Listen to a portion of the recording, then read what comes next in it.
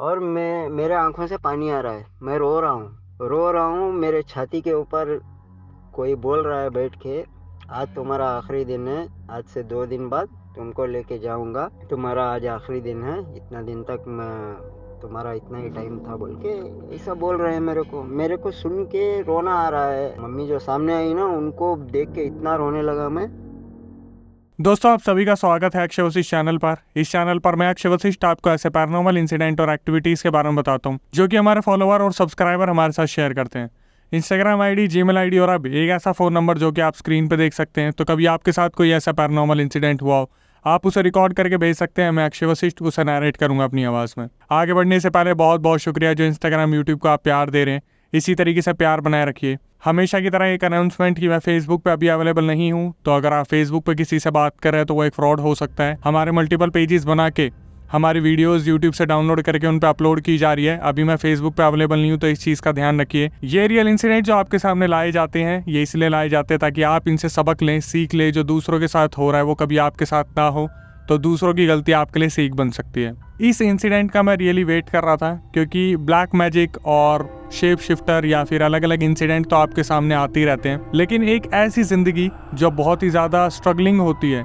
जो लोग रात को काम करने निकलते हैं, दिन में घर पहुंचते हैं, तो उनकी क्या हालत होती होगी। और रात को जो बोलते हैं कि एक ऐसा वक्त होता है जब एंटिटी सबसे ज़्यादा एक्टिव होती है, पैरानॉर्मल एक्टिविटीज़ और जो ये सुपर नेचुरल चीज़ें अपने उफान पे होती हैं, वो देखने को मिलती हैं। तो वो होते हैं कैब ड्राइवर्स, ट्रक ड्राइवर्स और ऐसे लोग जो नाइट में ट्रैवल करते हैं। वैसे कहते हैं ना कि नाइट में ट्रैवल करना बहुत ही मज़ेदार चीज़ होती है, क्योंकि पता ही नहीं चलता वक्त का कब गुजर जाता है। ठंडी हवाओं के बीच आप कहीं भी ट्रैवल करते हो, और ज़्यादातर जितने भी लोग होते हैं वो नाइट में ही ट्रैवल करना पसंद करते हैं। मैं खुद नाइट में ट्रैवल करना पसंद करता हूँ। कौन भरी धूप में जाएगा, और जब आप बस में हो या फिर कार में हो या कहीं भी बाइक पे हो, तो बहुत ज़्यादा चुभन होती है धूप की। नाइट एक ऐसी चीज़ है जो इंसान को बहुत कंफर्ट फील कराती है, लेकिन कहते हैं ना, नाइट का एक टाइम जो कि 12 से 3 के बीच का एक टाइम होता है, जो इंसान के लिए सबसे घातक टाइम होता है, और वो इंसान कभी समझ नहीं पाता। कहते हैं कि ट्रक ड्राइवर्स को तो आदत हो जाती है हमेशा नाइट में ट्रैवल करने की, लेकिन कभी सोचा है कि ट्रक ड्राइवर के साथ अगर कोई एंटिटी चलने लगे तो क्या ही होगा।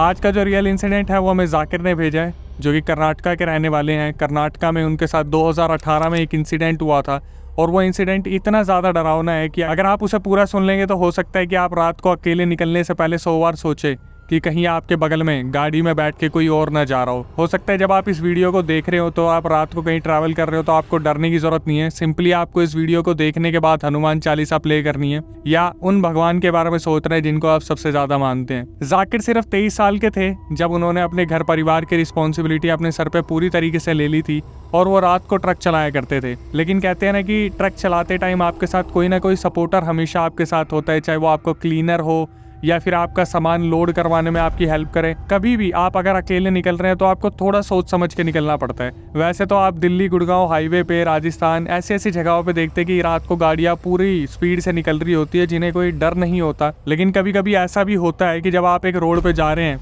और रास्ता बहुत ही ज़्यादा सुनसान हो जाए और अचानक से आपको लगे कि यार गाड़ी में कुछ ना कुछ हरकतें हो रही है, जैसे इंडिकेटर अपने आप ऑन हो जाए या फिर कुछ ना कुछ ऐसी हरकतें हो, तो आपको फील होता होगा कि भाई ये जगह ठीक नहीं है और कोई ना कोई एंटिटी मेरे साथ हो सकती है। वीडियो में आगे बढ़ने से पहले, जाकिर का किस्सा बताने से पहले मैं अपना एक किस्सा बताना चाहूँगा। ये बात होगी जब शायद 2016 या 17 में मैं वाराणसी गया था, और वाराणसी में इनोवा गाड़ी में गया था। मैंने किसी से ली थी और हम 3-4 दोस्त जा रहे थे। जब रात को मेरे साथ एक हादसा हुआ था, जब हमारे 2 दोस्त थे जो पीछे सो रहे थे।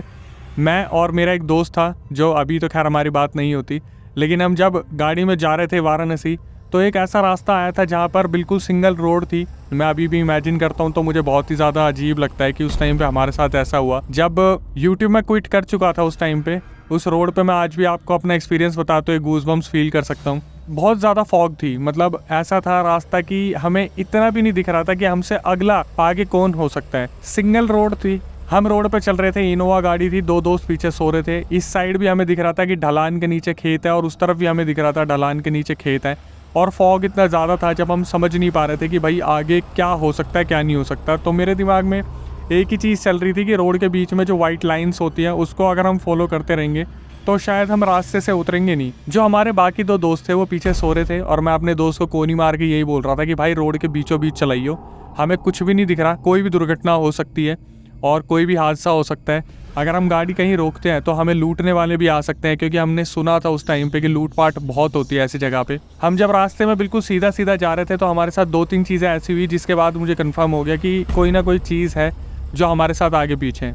सबसे पहले क्या हुआ, उस गाड़ी के अंदर जब हम बैठे थे तो ड्राइवर अचानक से मुझे बोलता है कि भाई मुझे ऐसा क्यों लग रहा है कि गाड़ी के बगल में कोई चीज़ हमारे साथ भाग रही है। ये पहली चीज़ हुई थी जब मैं सोच में पड़ गया था कि भाई मैं क्या बोल सकता हूँ इस टाइम पे, क्योंकि मैं खुद कॉन्सेंट्रेट कर रहा था कि सामने जो रास्ता है हम उस पर बिल्कुल सही चलते रहे तो हमारी गाड़ी इधर उधर नहीं उतरेगी। उसके बाद क्या हुआ, हमें ऐसा लगा जैसे कोई बाइक हमारे साइड से निकली। हमें दिखा, विजिबिलिटी थी इतनी कि बाइक हमारे साइड में निकली। मैंने बोला अपने दोस्त को कि इस बाइक को फॉलो करता रहे, ये सही डायरेक्शन में जा रही है। और आप बिलीव नहीं करोगे, अगले 2 मिनट के अंदर वो बाइक हमारे सामने से उस फॉग में गायब हो गई। हमने फिर भी यही सोचा बाइक वाला पक्का लोकल होगा, उसे कहीं ना कहीं रास्ता पता होगा, वो किसी गांव में घुस गया होगा। हम चलते रहे। कुछ टाइम बाद एक ऐसी सिचुएशन आई जहां पर हमारे इंडिकेटर जो थे वो अपने आप ही कट कट करके बोलने लगे। तो मैंने अपने दोस्त की तरफ देखा और उसे यही बोला, देख टैक्निकल ग्लिच हो सकता है, गाड़ी के अंदर कोई ना कोई प्रॉब्लम हो सकती है, इसको सोच मत इतना। सीधा सीधा हम चल रहे थे, अचानक से हमारे जो वाइपर थे वो अपने आप चलने शुरू हो गए। उस टाइम पे हमें लगा कि हमारे साथ कोई ना कोई पैरानॉर्मल एक्टिविटी हो रही है, कुछ ना कुछ ऐसा हो रहा है जो ठीक नहीं है। फिर भी हमने गाड़ी को नहीं रोका, लेकिन अचानक से थोड़ी देर बाद क्या हुआ, जो ब्रेक थे वो जाम हो गए और गाड़ी बीचों बीच रोड के रुक गई। मैं और मेरा दोस्त रास्ते में उतरे और हमने जब इधर उधर देखा, इतना बुरा माहौल था, इतनी ज़्यादा सर्दी थी उस टाइम पे और हमें ऐसा लग रहा था कि हम बहुत गलत गाड़ी से उतर गए हैं। मैंने बोला देख गाड़ी धीरे धीरे चलने दे, बेशक वो 2 की स्पीड में चले, 5 की स्पीड में चले, 10 की स्पीड में चले, कैसे भी चले, बस इसे चलने दे। और आप बिलीव नहीं मानेंगे, हमने गाड़ी में हनुमान चालीसा चलाई और उस गाड़ी को धीरे धीरे चलने दिया और वो अपने आप कुछ टाइम बाद ठीक हो गई। ऐसे ही हजारों हादसे द्वारका सेक्टर 9 में होते हैं। अगर आपने द्वारका सेक्टर 9 के बारे में सुना हो, अभी तो वहाँ पर ऐसा कुछ नहीं होता, लेकिन मैं क्लियरिटी के लिए बता दूं कि एक टाइम पे वहाँ पे आम इंसान जाने से डरता था। जो लोग बहुत ही ज़्यादा डेयरिंग है, जो पीने के बाद वहाँ पहुँच जाते हैं, उनकी बात अलग है। लेकिन कुछ लोग क्वेश्चन उठाते भी है कि द्वारका सेक्टर 9 में कुछ भी नहीं है, तो वहाँ पर एक मंदिर को स्थापित कर दिया गया है और राइट हैंड साइड में वहाँ पर पूरी पुलिस कॉलोनी को बसा दिया गया है कि कोई भी अगर वहाँ मस्ती मजाक करे तो कोई ना कोई वहाँ पर उन्हें जाके धमका दे। अदरवाइज द्वारका सेक्टर 9 एक ऐसी लोकेशन हुआ करती थी जहाँ पर कोई भी इंसान जल्दी से जाता नहीं था। अब तो ये बहुत नॉर्मल हो गया, लेकिन बात अगर मैं आपको बताऊं 2006 से 10 के बीच में, अगर वहाँ पर आप किसी से भी नॉर्मली पूछते थे तो ऑटो और कैब वाले उस रास्ते को इग्नोर किया करते थे। अब हम आते हैं जाकिर के किस्से पे। जाकिर ने बताया कि भाई रात को ट्रक चलाता था मैं और मुझे बहुत मज़ा आता था। जाकिर ने बताया कि नाइट में ट्रैवल करने में एक अलग ही मज़ा होता था, सुकून था, कोई डिस्टर्ब करने वाला नहीं था और पैसे भी बहुत बढ़िया मिल जाते थे। पूरे घर की रिस्पॉन्सिबिलिटी मेरे ऊपर ही थी और मैं क्या करता था, पापा के मना करने के बावजूद भी ट्रक को कभी कभी अकेला ले जाता था। लेकिन मुझे क्या पता था कि ये अकेले ट्रक चलाना मेरी सबसे बड़ी गलती और मेरे ऊपर सबसे बड़ी मुसीबत पड़ सकती है। उन्होंने बताया कि भाई मेरे पास एक बहुत बड़ा ऑर्डर आया था और मेरे पास और कोई ऑप्शन था ही नहीं, मुझे ट्रक लेके जाना ही था। रात के 10 बजे थे जब पापा ने मुझे बोला कि अगर तेरे साथ कोई नहीं जा रहा तो तू इसको इग्नोर कर दे, मत जा। लेकिन मेरे पास और कोई ऑप्शन नहीं था। और मैं सच बताऊं, जाकिर ने बोला कि मेरे को भाई कोई भूत प्रेत पे ना, इन चीज़ों पे ज़्यादा भरोसा था ही नहीं, क्योंकि मैं इतना ज़्यादा ट्रैवल करता था, मैं लोगों के मुंह से तो सुनता था भूत प्रेत और आत्माओं के बारे में, लेकिन मैंने इन चीज़ों पे कभी बिलीव नहीं करा। लेकिन आगे जाके मेरे साथ जो हुआ, आज मैं इतना बिलीव करता हूँ कि मैं हर इंसान को बोलूँगा कि अगर आप रात को निकल रहे हो तो कभी अकेले मत निकलना। जाकिर ने बताया कि मैं रात के 10 साढ़े 10 बजे घर से खाना खा के निकला था और जब मैं ट्रक को लेके जा रहा था तो सारा सामान उस पर लोडेड था ऑलरेडी और एक रास्ता ऐसा आया था जहाँ पर पूरा जंगल वाला एरिया हो गया था। लेकिन उससे पहले एक कैंटीन पड़ा करती थी जहाँ पर रुकने के बाद मैंने 12 साढ़े 12 बजे चाय पी थी। तब तक अक्षय भाई सब कुछ बहुत सही था, कोई दिक्कत नहीं थी। और उस टाइम मैंने ना एक चीज़ देखी थी कि ट्रक की हालत कैसी है। बोलते हैं कि निकलने से पहले अगर आप दूर ट्रैवल करने वाले हो तो ट्रक की हालत देख लेनी चाहिए। तो मेरी नज़र पड़ी एक टायर पे जिसकी हवा थोड़ी सी कम थी, लेकिन फिर भी मुझे लगा कि यार कोई दिक्कत नहीं है, अभी इतना बड़ा इशू नहीं है कि मैं इस टायर को चेंज करवा लूँ या पूरी इसमें हवा भरवा लूँ। कैंटीन के पास एक मैकेनिक बैठा था जो बहुत सारी गाड़ियों को रिपेयर कर रहा था, लेकिन मेरे दिमाग में ये चीज़ चल रही थी कि यार टाइम वेस्ट करने वाली बात है अगर मैं इस छोटे से कंसर्न के लिए अपने आप को लेट कर लूँ, क्योंकि मेरे को कैसे ना कैसे इसको पहुँचा कर सारे सामान को वापस भी आना है टाइम से। तो अक्षय भाई मैं निकल गया, धीरे धीरे ट्रक चलने लगा और मैं एक ऐसे रास्ते पे आ गया जहाँ पर सब कुछ बहुत सुनसान था। कहते हैं कि किस्मत में जब लिखा हो ना कि आपकी लगनी है तो आप कहीं से कहीं तक बच नहीं सकते। रात का टाइम था, धीरे धीरे मैं आगे बढ़ रहा था। रात के 1:30 बजे 2 बजे चलते चलते अचानक से क्या हुआ, मेरा जो टायर था वो अचानक से धीरे धीरे बैठने लगा। मुझे ऐसा फील हो रहा था जब मैं ट्रक चला रहा था कि मेरे ट्रक का जो वेट है वो अचानक से बहुत ज़्यादा बढ़ने लगा है। जहाँ पे मुझे सामान उतारना था उस गोदाम के पास मैं पहुँचने वाला था। 5 किलोमीटर मुश्किल से वो जगह बची होगी, लेकिन उससे पहले क्या हुआ, जंगल वाले एरिया में मेरे एक टायर की हवा पूरी की पूरी निकल गई। जाकिर ने बताया कि मेरे ट्रक की जब एक टायर की पूरी तरीके से उसकी हवा निकल गई तब मेरे को थोड़ा अफसोस हुआ कि यार उस टाइम पे मेरे को शायद रिपेयर करवा लेना चाहिए था, लेकिन हमारे लिए रात को आम बात है। जाकिर ने बताया कि भाई होता रहता है कि कभी ऐसा इंसिडेंट हो जाता है तो हमें पूरा प्रिपेयर रहना पड़ता है। तो सबसे पहले जाकिर ने क्या करा, स्टेपनी खोली और जो टायर था उसे साइड में रखा और जो टायर पंचर हो रखा था जाकिर ने बताया उसमें 10 नट लगे हुए थे। उसके बाद जाकिर ने बताया कि अक्षय भाई यहाँ से ना मेरे साथ अजीब अजीब चीजें होनी शुरू हो गई जो शायद जिंदगी में मैंने सोची नहीं थी। उसके बाद उन्होंने बताया कि मैंने नट खोलने शुरू करे। पहला नट खुल गया, दूसरा, तीसरा, चौथा, 5वां, 6वां, 7वां, 8वां, 9वां नट भी खुल गया। 10वां जो नट था, जो 10th नट था वहां पर, उसे खोलने के लिए मैंने अपनी पूरी जान लगा दी। खोलने का तरीका क्या होता है, हम जो पाना होता है उसको नट के बीच में फंसाकर उसके ऊपर चढ़ जाते हैं तो ईजिली वो खुल जाता है। कभी कभार हमें झटके मारने पड़ते हैं, कभी कभार उछलना पड़ता है पानी के ऊपर। और भाई किस्मत इतनी बुरी थी ना, ये सब करते हुए वहाँ पर रात के 2:30 बज गए थे और मैं नट के ऊपर उछलने लग रहा था और मैं जितना ज़्यादा उछल रहा था मैं उतना ज़्यादा बाउंस होकर ऊपर से निकल रहा था, लेकिन वो जो इकलौता नट था वो खुलने को वहाँ पर तैयार नहीं था। मैंने अपनी शर्ट उतारी, ट्रक में फेंकी और इधर उधर देखा तो दूर दूर तक कोई भी नहीं था, सुनसान रात थी। और आपने देखा ना वहाँ पर ट्र करके जो आवाज़ आती रहती है, मेरे कानों में सिर्फ वही गूंज रही थी। मैंने ऊपर सैंडो बनियान पहनी थी, नीचे जीन्स थी, उसके नीचे स्पोर्ट शूज। जब मैं नट के ऊपर कूद रहा था ना, थोड़ी देर में क्या हुआ, वो पूरा का पूरा पाना टूट गया। अब मेरे दिमाग में आया कि भाई ये हो गई बहुत गलत चीज़ कि अब मैं फंस गया हूँ इस रोड पे और पूरा जंगल वाला एरिया है, कोई दूर दूर तक मुझे दिख नहीं रहा। एग्जैक्ट 3:30 बजे मुझे दूर से दिखा कि कोई ट्रक आ रहा है और मैं जैसे खुश हो गया था कि भाई चलो फाइनली मुझे एक हेल्प मिलने वाली है। जाकिर ने बताया कि वो उस ट्रक के सामने गए तो वो ट्रक रुका और उसमें से एक बुजुर्ग आदमी उतरे। वो जो बुजुर्ग आदमी उतरे उन्होंने बोला कि तू यहाँ पे क्या कर रहा है, क्या हुआ, ट्रक ठीक है तेरा? तो जाकिर ने बताया कि मैं कम से कम 1-1.5 घंटे से यहाँ बैठा हुआ हूँ और मेरा जो 10th नट है वो खुल के नहीं दे रहा। तो उन्होंने क्या करा, अपना पाना दिया। और इसके बाद जो आप सुनने वाले हो ना, उसको सुनने के बाद शायद आपको थोड़ा सा तो धक्का लगेगा। जाकिर ने बताया अक्षय भाई मैंने पाना 10th नट में डाला और मैंने उस पर पैर रखा और वो ऐसे मक्खन की तरह खुल गया कि वो बुजुर्ग आदमी मेरे को देख के बोला कि पागल है क्या तू, तेरे को नट खोलना नहीं आता, ये तो 1 मिनट में खुल गया। मेरे को समझ नहीं आया भाई क्या हुआ मेरे साथ। मैंने वहाँ पर टायर चेंज करा, मैंने जाके सामान छोड़ा और मैं अपने घर पर वापस आ गया। सुबह मैं आराम से सोया और रात के 8 से 10 बजे के बीच में जाकिर ने बताया कि मेरी जो तबीयत थी ना वो बहुत ज़्यादा ख़राब होगी। जैसे आपने बड़े बुज़ुर्गों से सुना होगा ना कि दिमाग पे बुखार चढ़ जाता है, जाकिर ने बताया कि मेरा सीधा दिमाग पे बुखार चढ़ा और मेरी हालत बहुत ज़्यादा ख़राब होने लगी। वो हवा का झोंका मेरे को बार बार याद दिला रहा था कि शायद मेरे को बहुत तेज़ हवा लग गई थी उस टाइम पे कि मेरी तबीयत एकदम से ख़राब हो गई। 2-3 दिन ऐसे ही रहा। मैंने डॉक्टर से दवाई ली और दवाई का कोई भी असर नहीं हुआ। रात को जैसे 8 या 9 बजते या 10 बजते मेरा बुखार बिल्कुल उफान पे आ जाता, बिल्कुल ऐसा पीक पे हो जाता कि मेरा शरीर तपने लग जाता। इस बात को 10 दिन हो गए, 15 दिन हो गए। किसी भी डॉक्टर के पास मैं जाऊं, किसी भी हॉस्पिटल के मैं चक्कर काटूं, सुबह मैं हॉस्पिटल में जाऊं, मैं कोई भी टेस्ट कराऊं, कुछ भी कराऊं, मेरे कोई भी शरीर में कमी ना निकले, कोई भी ऐसी डिसीज़ ना निकले जिसकी वजह से मुझे डॉक्टर बोले कि आपको ये दिक्कत है। मैं बिल्कुल फिट एंड फाइन हूँ सुबह के टाइम पे, लेकिन जैसे ही रात के 9-10 बजते अचानक से मुझे इतनी तेज़ बुखार आ जाता, मुझे समझ ही नहीं आता मुझे क्या हो रहा है। 10 दिन हो गए, 15 दिन हो गए, 20 दिन हो गए, 1 महीना हो गया।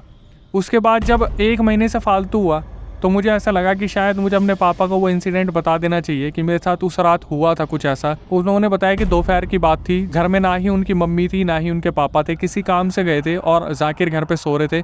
तो उनकी मम्मी उनके साइड वाली आंटी को बोल के गई थी कि लड़का अगर उठ जाए, आप बीच बीच में घर में चक्कर मारते रहना, अगर लड़का बीच में उठ जाए तो उसे खाना दे देना, हम किसी काम से जा रहे हैं। जाकिर ने बताया कि उनके दिमाग में ये चीज़ चल रही थी कि मैं अपने पापा को आज बताने वाला हूँ कि उस रात मेरे साथ एक ऐसा हादसा हुआ था जो मुझे लग रहा है जिसकी वजह से कोई ना कोई दिक्कत हो। बोलते हैं ना कि जब आपकी हालत में सुधार नहीं होता तो आप वो कड़ी पकड़ने की कोशिश करते हो कि यार मेरे साथ ऐसा कब हुआ होगा या कुछ ऐसा क्या हुआ होगा जिसकी वजह से मेरी हालत बिगड़ी होगी। और जाकिर के दिमाग में यही चल रहा था।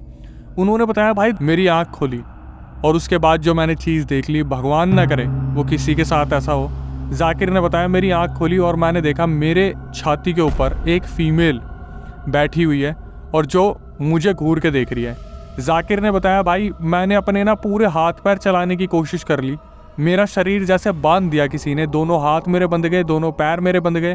और ये बताते टाइम मुझे लिटरली गूज़बम्स आ रहे हैं। ऐसी सिचुएशन में पता नहीं आप कभी आए हो या नहीं आए हो, मैं आया हूँ और ये जो सिचुएशन होती है ना, ये ज़िंदगी की एक ऐसी सिचुएशन होती है जिससे आप बाहर निकलने की कोशिश करते हो, लेकिन आप कुछ भी कर लो आप बाहर नहीं निकल पाते।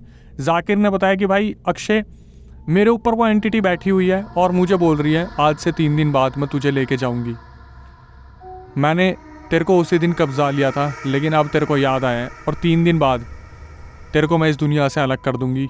3 दिन तक जितना जो करना है कर ले, जिसको जिसको दिखाना है दिखा ले, पर तू इस दुनिया में अब रह नहीं पाएगा। अपने माँ बाप को जितना अच्छे से देख सकता है देख ले। जाकिर ने बताया भाई आप बिलीव नहीं करोगे, वो जो आंटी थी ना बगल वाले घर वाली, वो आई थी, उन्होंने मुझे आवाज़ दी, जाकिर तू उठ गया, खाना खाएगा, तेरी मम्मी मुझे बोल के गई थी। मैं आवाज़ लगाने की कोशिश कर रहा हूँ, मैं चिल्लाने की कोशिश कर रहा हूँ, लेकिन वो एंटिटी मेरे ऊपर बैठी हुई है, वो एंटिटी मुझे घूर के देख रही है, वो एंटिटी अपने बाल निहार रही है और मेरे को बोल रही है 3 दिन बाद मैं तुझे लेके जाऊँगी।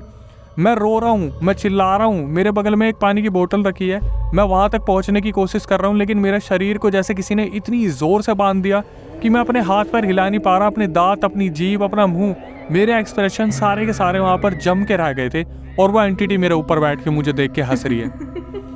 अचानक से थोड़ी देर बाद उनकी मम्मी आती है। जाकिर चिल्ला के उठते बहुत ज़ोर से और भाग के अपनी मम्मी के पास जाते और बुरी तरीके से रोने लग जाते कि मेरे साथ ऐसा ऐसा हुआ है। तो उनकी मम्मी उन्हें अपनी गोद में सर रखती है और सहलाती है, कैसे न कैसे उन्हें शांत करती है, सुला देती है, ये बोल के कि बेटा तूने बुरा सपना देखा होगा। जाकिर इस चीज़ को कंफर्म थे कि उन्होंने उस एंटिटी को देखा था और वो एंटिटी उन्हें बोल के गई थी कि मैं 3 दिन बाद तुझे लेके जाऊंगी। अब सिर्फ इंतज़ार हो रहा था कि जाकिर के पापा घर में घुसे और उन्हें सारी बात बताई जाए। जाकिर के पापा काम से लौटते हैं शाम को 7-8 बजे, तब जाकिर उन्हें बताते कि मेरे को ऐसे ऐसे एक एंटिटी दिखी थी। तो जाकिर के पापा समझ जाते कि अब यहाँ पे डॉक्टर का रोल ख़त्म हो चुका है और जाकिर के ऊपर कोई चीज़ है, कोई ऊपरी चीज़ जो उसे कंट्रोल कर रही है, जो उसे ठीक नहीं होने दे रही। और अगर ये चीज़ बोली है कि भाई 3 दिन बाद लेके जाएगी तो हो सकता है पॉसिबली ऐसा हो। अब यहाँ पर मेरे भी दिमाग में ये चीज़ आ रही है कि अगर आपको ऐसा प्रेडिक्शन मिल जाए तो भाई क्या होने वाला है, क्या ऐसा सही में पॉसिबल हो सकता है कि बताए हुए टाइम पे आपको कोई एंटिटी अपने साथ लेके जा सकती है। जाकिर के पापा उसे उसी टाइम रातों रात ट्रक में बैठाते हैं और उनके घर से कुछ ही दूरी पे एक बहुत बड़ी दरगाह है जो बहुत ज़्यादा फेमस है, मैं उसका नाम नहीं ले पाऊँगा। जाकिर ने बताया कि भाई वहाँ पर मेरे को लेके गए और रातों रात हम वहाँ पहुँचे। सुबह तक हमने वहाँ पर वेट करा, मुझे वहाँ आसपास जो जगह थी वहाँ नहलाया गया, मेरे शरीर पे इत्र लगाया गया और मुझे बोला गया कि जाकिर आपको इस दरगाह के 6-7 राउंड लगाने हैं, अगर आपके ऊपर कुछ होगा तो वो ऐसे ही आ जाएगा। और जाकिर ने बताया कि अक्षय भाई वो दरगाह इतनी फेमस है कि वहाँ पर उतारने वाला कोई भी नहीं है, वहाँ की इतनी मान्यता है कि आप बस इत्र लगा के वहाँ चक्कर मारना शुरू कर दो, 5वें 6ठे चक्कर में अगर आपके ऊपर कोई चीज़ होगी वो आ जाएगी। जाकिर ने बोला अक्षय भाई मैंने 5-6 चक्कर मारे, उसके बाद मैं हो गया बेहोश, मुझे कुछ भी याद नहीं है। जब मैं उठा तब मैंने अपनी किसी एक रिलेटिव से पूछा कि मुझे क्या हुआ था। मेरे को रात को ट्रक में लाया गया था, बस मुझे इतना याद है। मुझे उन जो भाभी थी जो हमारे साथ आई थी उन्होंने बताया कि भाई 5वें 6ठे चक्कर बाद तू बेहोश हो गया और अचानक से जब तू उठा तो तेरे को देखने के लिए कुछ मौलाना वहाँ पर आए, तो उन्होंने देखा कि तू अपना सर पटक रहा है और तेरे अंदर कोई ईवल स्पिरिट किसी फीमेल की चिल्ला चिल्ला के बोल रही है कि अब मैं पकड़ी गई हूँ, अब मैं इसे लेके जाऊँगी, 2 दिन के अंदर इसे लेके जाऊँगी, बचा लो जैसे बचा सकते हो, मैं इसके ऊपर से नहीं उतरूंगी। उनकी भाभी ने उन्हें सही में बहुत सारी ऐसी चीज़ें थी जो छुपा दी, जैसे कि वो अपने नाखून ज़मीन पे मार रहे थे, उन्होंने वहाँ पर दुनिया भर का हल्ला मचाया, वो इतना चिल्ला रहे थे जैसे 10 आदमी एक साथ चिल्ला रहे हो, बुरी तरीके से चिल्ला रहे थे। वो वहाँ पर दीवारों पर सर मार रहे थे और मौलाना देख के यही बोल रहे थे कर ले जो तेरे को करना है, इस दरगाह से तू बाहर नहीं जा पाएगी, इस बच्चे को तूने ऐसे पकड़ लिया। तो उस एंटिटी ने अपनी सारी बातें वहाँ पर रखी और बताया कि ये जो लड़का था 23 साल का, ये वहाँ पर आराम से बैठा हुआ था अपनी बॉडी को छोड़ के, और मेरा एक टाइम पर वहाँ पे मेरे हस्बैंड के साथ एक्सीडेंट हुआ था। मेरे हस्बैंड तो बच गए लेकिन मैं वहाँ पर ऑन द स्पॉट मेरी डेथ हो गई और मैं वहाँ पर प्रेत योनि में घूम रही थी। मुझे ये दिख गया, अपनी बॉडी खुली छोड़ के आराम से बनियान में बैठा हुआ था और मैंने इसे पोजेस कर लिया। लेकिन अब मैं इसे लेके जाऊँगी क्योंकि ये लड़का मुझे बहुत अच्छा लगता है, बहुत मेहनती है और बहुत अच्छे विचार का है, लेकिन अब इसका वक्त पूरा हो जाएगा, मैं इसे लेके जाऊँगी। तो मौलाना बोलते हैं कि किस गलत फहमी में है तू, इस दरगाह से तू बाहर नहीं जा पाएगी। और ऐसा ही हुआ। लेकिन बोलते हैं ना कि एक एंटिटी जो अकाल मृत्यु मरी हो, मतलब जो अपने वक्त से पहले मर गई हो, वो भाई इतने आसानी से जाने नहीं देती। तो उसने जाकिर के हाथ पैरों को बहुत नुकसान पहुंचाया, बहुत स्क्रैचेस दिए, बाल तोड़े, सर के बाल नोचे, मुंह पे निशान मारे, गले पे निशान मारे। लेकिन बोलते हैं ना कि पूरे 1-2 घंटे बाद वहाँ पर जाकिर होश में आए। जब वो होश में आए तो उन्होंने अपने बॉडी पे स्क्रैचेस देखे, लेकिन कहीं ना कहीं वो उस हालत में नहीं थे कि उनको इतना ज़्यादा हो कि उन्हें डायरेक्ट हॉस्पिटल ले जाना पड़े।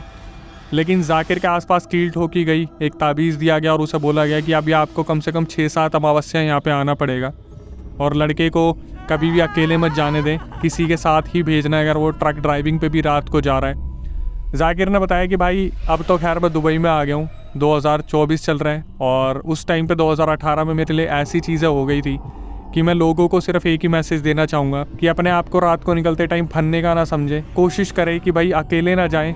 Moral of the story conclusion उन्होंने बताया कि कभी आपको ऐसा लगे कि आपके आगे पीछे कुछ है तो भाई अपने भगवान का सहारा ले लो, जिन भी भगवान का आप सहारा ले सकते हो ले लो, क्योंकि वही आपको बचा सकते हैं। क्योंकि रात एक ऐसी चीज़ होती है जहाँ पर हमारा वक्त नहीं होता, किसी और दुनिया का वक्त होता है और वहाँ पर अगर आप बेफिक्र घूम रहे हो ये सोच के कि आप अकेले हो, आपके साथ कोई और नहीं है, तो इस चीज़ को गलतफहमी में मत रहना।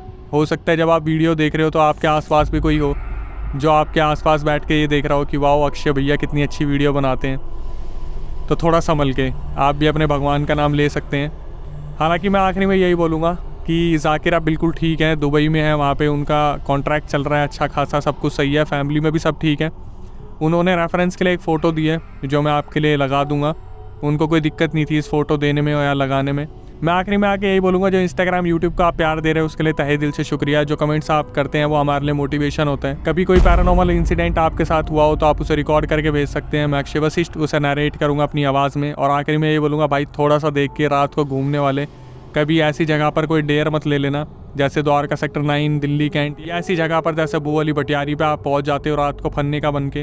हो सकता है इसे आप डेयर के तौर पे ले लो, मैं कभी आपको सजेस्ट नहीं करूंगा ऐसा कुछ आप करो। अगर यहाँ तक आप आ गए हो तो चैनल को सब्सक्राइब कर लो, बेल नोटिफिकेशन ऑन कर लो, ताकि ऐसे रियल इंसिडेंट मैं आपके सामने लाता रहूँ जिसको आप देखकर सीखते रहें। और यही बोलूँगा, नेक्स्ट वीडियो आने तक stay tuned with the channel. बाद में उसको पूछा तुम किस लिए आई हो, क्या आई हो, उसने सब बताया। ये उधर पता नहीं अपना गाड़ी का कुछ काम कर रहा था और ये अपना जिस्म फ्री छोड़ के बैठा था। अभी मेरा टाइम हुआ है, मैं इसको लेके जानी हूँ।